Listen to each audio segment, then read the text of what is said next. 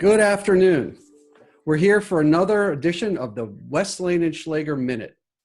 I'm Eric West, a principal at Westlane and Schlager Realty Advisors, the Tenant's Edge. Today's topic is something that's on the minds of everybody that we've been talking to, our clients and other people in the business world, and that's office reentry. While everybody knows we're going to get back to work soon, hopefully, the question is, what will that look like? And how do we actually go about going back to work? And the hard fact of the matter is we just don't know all the answers yet. We don't know the answers because we don't really know all the questions. So what we've been doing is reading, thinking, talking to other experts, and learning. And we're putting all of this information together, and we're starting to connect the dots. Today's conversation, we're going to be talking with Jen Olsen, a principal at KGO Project Management, a real estate consulting firm based in Washington, D.C., but with offices now on the Pacific Coast. Jen and I have worked on many projects over the last 10 years, and I've learned over that period of time that when Jen talks, I should listen, because she always has something very interesting and insightful to say. In my experience, Jen is one of the few people that can take a wide range of information and actually piece the threads together in a coherent, strategic, and a very practical manner. And in typical fashion, Jen and her team have created one of what I consider the best tenant reentry thought pieces I've read to date. So first, Jen, good afternoon. Hi, Eric. Hey. I feel that way about you too. Oh, thank you. So before we start the conversation, can you tell us a little bit about KGO and specifically what you've been doing over the last few months? Yeah, absolutely. Thanks. So KGO is a commercial real estate, consulting and professional services firm. We really help clients along the lines of planning, implementation, strategic advisory. We go down the different paths of project management, relocation and logistics planning, change strategy and change management, risk management, compliance, things of that nature. So the last few months have been, obviously, the understatement of the year, very interesting. And we've been doing a lot of work with our clients, both with clients that had projects in flight as well as projects that were being contemplated, and then working with clients and business partners and business owners, similar to what you're doing, hearing what they have to say, understanding the challenges that they're going through, listening a lot, and really trying to help them figure out how to navigate and problem solve and troubleshoot with everything that's going on. So the last couple months in particular have allowed us to work with a much more diverse client base, honestly, doing these kind of strategic advisory services, which is what allowed us to open up our new office on the West Coast in the Seattle region. So that's been very exciting. And then I think beyond that, we've really been focused on setting up this, developing this readiness and return to work plan, if you will. So kind of thinking through all the steps and understanding what all of our clients are going through and trying to wrap that into a comprehensive plan that people can actually use. Yeah, that's very interesting. And it dovetails with what we're doing and hearing as well. What we are talking to tenants about every day is they can work from home, but they really want to figure out how you can get back to work and this balance. So in March and April, it was crisis. Everybody was focusing on adjusting and just getting through the stay-at-home period. But yeah, now people are working well from home. It's not ideal. What are you hearing from your clients? It's this is interesting to me. Rarely do you have a proof in concept at this scale and level simultaneously, right? By the professional services world and just, all different kinds of professions and companies. But, the jury's in, and unilaterally, and I do mean without exception, every single client, company, business owner, partner has said working from home, call it remote working, is working. I think it surprised everybody by how well they were able to adjust and rapidly just start getting back to the business of, being in business, even though it's being done very differently. And so I think kind of the outcome of that is that telework is here to stay, because the proof and concept suggests to most businesses that it does work. The business continuity is there, the operational levels are there, and the productivity levels are holding tight. And then I think that creates kind of the new set of opportunities, which is setting up the new routine. If this is kind of the new day, new way, then what are those opportunities? So then I think it's about continuing to evolve and take that to the next level, which is kind of getting into advanced and adaptive and enhanced, managerial styles. How do you really now take that to the next level so that managers are managing high functioning remote teams? And then it's getting back into this new style of collaboration, which is much more about just making sure people have connectivity and connection with each other, and that everyone's really clear on who does what the roles are, when things are due, how we communicate, when we communicate, which is kind of the fine art of collaboration. And then really what a lot of clients have talked about is how do we maintain culture? And if we used to think culture was about, being at the workplace, then really what is culture now? And they're learning more that it's about connectivity and just making sure your team still knows that you're here from them. And for those that are maybe struggling with, isolationism or being alone, that they still feel and are part of a bigger group of people in a support system. And then what are those opportunities and what can those look like? That's very, very interesting. As you were talking, the thought that came to mind was at the beginning, you were talking about people quickly learn to work well remotely. Mm-hmm. And I'm just thinking that the crisis really focused people and they had to make this change. They had no other excuse. But the fact is, people, and you touched on it, people, they're tired of working from home, solely from home. So with the idea of getting back to the office, it seems to me that there's a big gap between the perception, what we knew about our office life beginning in 2020 versus what office life will be when we get back sometime later this year. Yeah. How do you see this unfolding?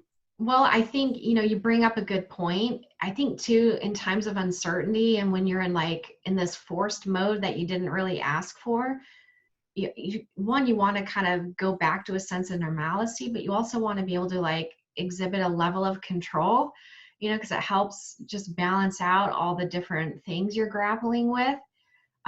What's interesting though, and this is really where we've been starting to talk a lot about clients, is there's this fantasy land forming though. So people remember what work was, and so they're excited to get back to that, right? And it's back to just acting normal again and being around people and getting back into your old routines. But what we have to now prepare people for is that shift from fantasy to reality, which is, it's highly likely when you do go back to work now, you're going back to buildings that are half full. And, say your office or workplace occupies a floor, it's half full. So remember the excitement that happens, you get a new project or a new opportunity and the whole war room setup begins and you all pile into the conference room and everything and everybody's, talking and kind of going through everything. That's not how you'll do it when we go back to work. That 16-person conference room will have 4 people in it. And if 80 people happen to be in the office, 4 will go sit at their individual desks, 4 will be in the room, and maybe 4 other team members are still remote, at home. So it's this idea that when you go back to work, you're still going to have to behave remotely.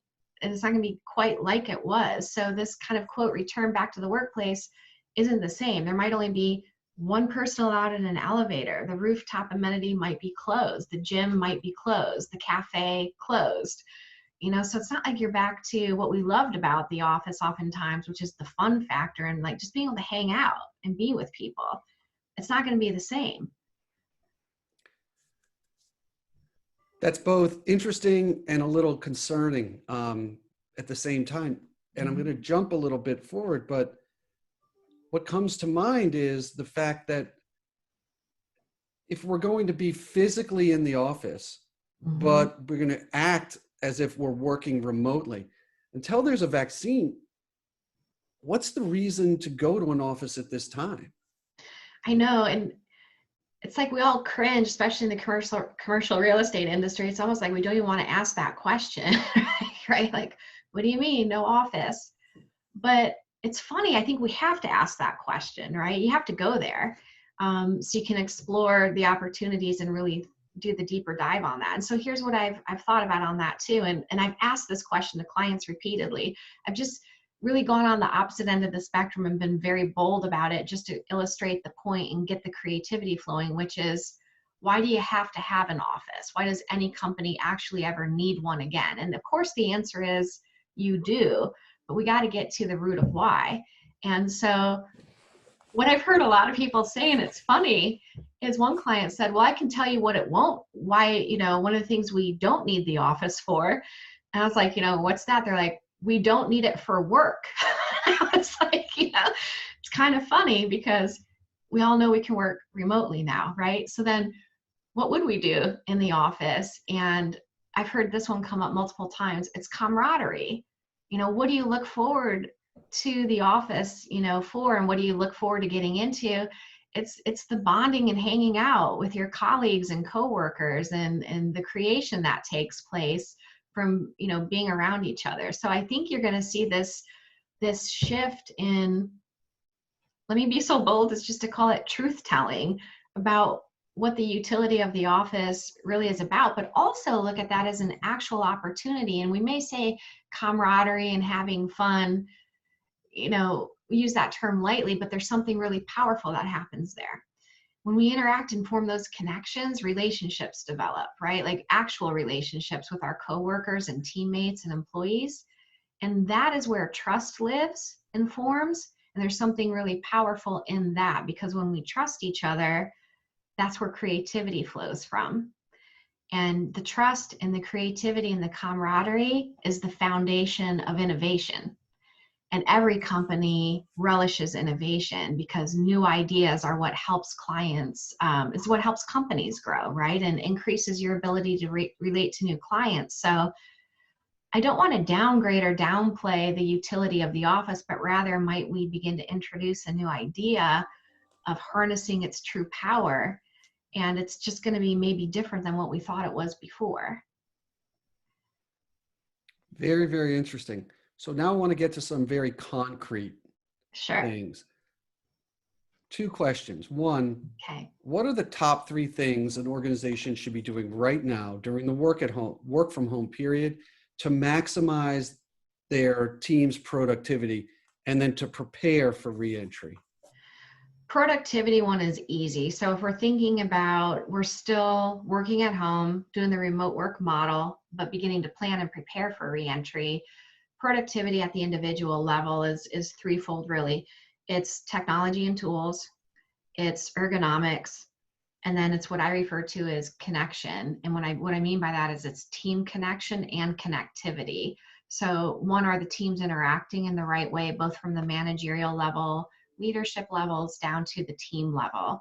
Does everybody know what they're working on, who's doing what, when it's due, kind of the rules of communication, expectations on responsiveness, all of that stuff. Having that really clearly laid out plan. I actually even think of it as like you develop a work agreement amongst your teams, and it's really just the laying out of how we're going to function and collaborate.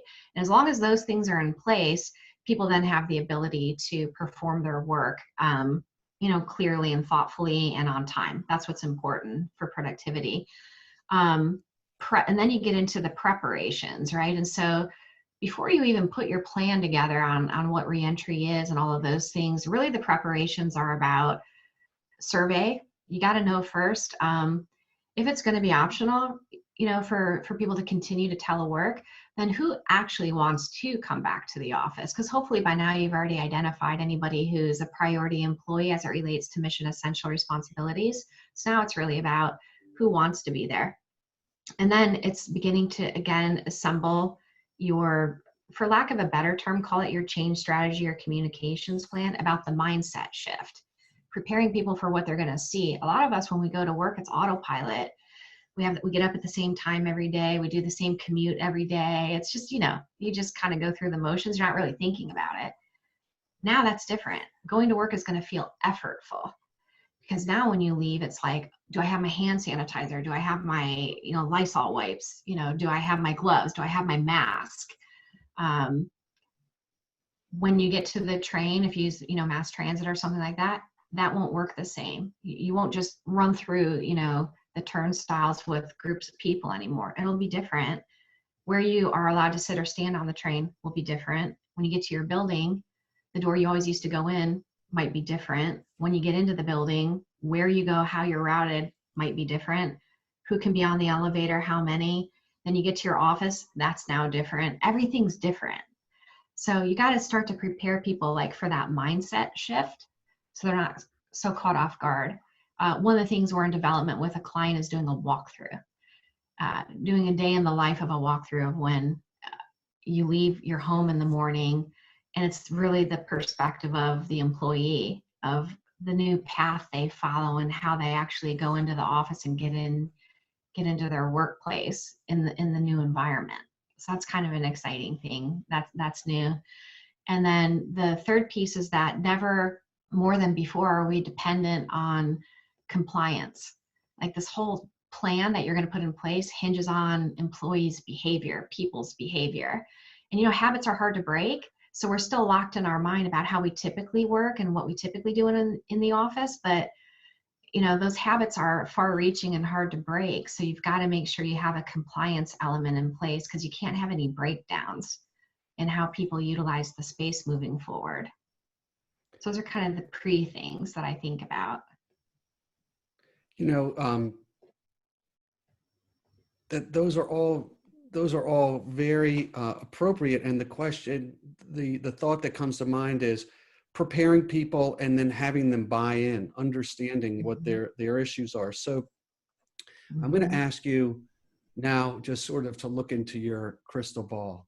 You gave us some very concrete ideas and concepts. If the purpose of an office is to create this camaraderie and a sense of community, because that's what will spawn innovation, in the long run, what will the post-COVID office space look like in your mind? I think that it's going to look and feel less office-y. And I know that's a weird term to use, but I think you're going to see more of a melding, right, between what used to just be dedicated work spaces for people, and because more people will be able to work remotely and potentially even geographically diverse, not even in the local area, that the workplace itself becomes more casual almost. But I don't mean casual in a negative respect, but it becomes a place that enables those opportunities for camaraderie and creativity then to be more prevalent. I think you're going to see a lot more technology looking places because of the increase in remote working. So I think you're going to see technology kind of take on a whole new level of significance that's even more visibly present for a lot of organizations. You're going to start to see things too. There's opportunities where you begin to transition certain elements of the office, like reception, where it becomes a technology-based type of solution versus historically it's been a human-centered solution. So I think you're going to see technology become more part of the fabric of our workplaces too.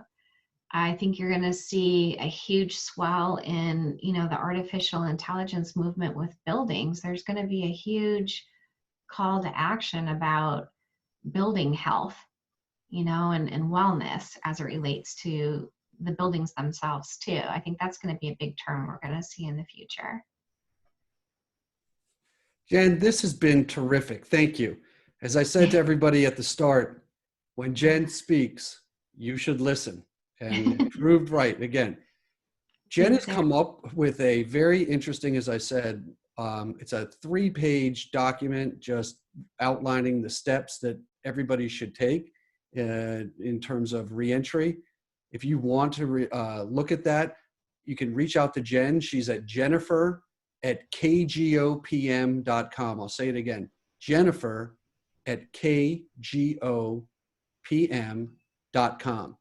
And if you want to talk about your specific office situation in greater depth, you can always contact me at ewest@WLS Realty. This has been another of the WLS Minute. Thank you very much.